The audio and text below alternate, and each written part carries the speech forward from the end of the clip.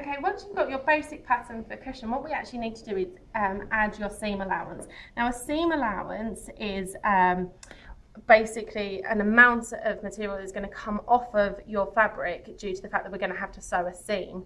Now, the standard size of a seam is actually 1.5 centimetres. And this means that you have to increase every single one of your edges by 1.5 centimetres.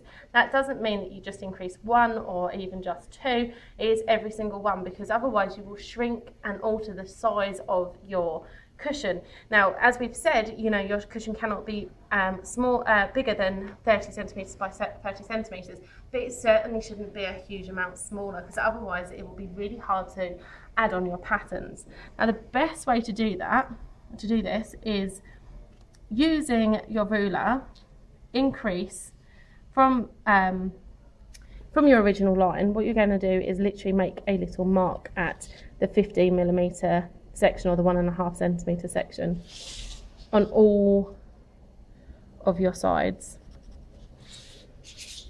If you are, like I am, somebody who struggles very much to draw straight lines, what I would recommend is not just doing one on each line, but doing maybe 3 or 4, because this will help you connect those lines.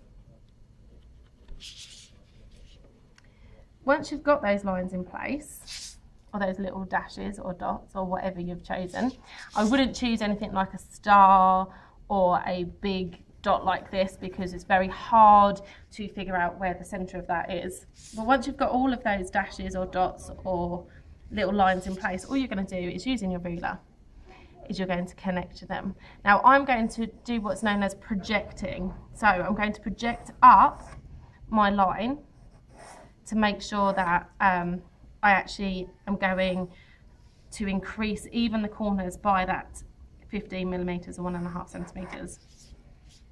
Because if you don't, you're actually going to shrink your item at the corners.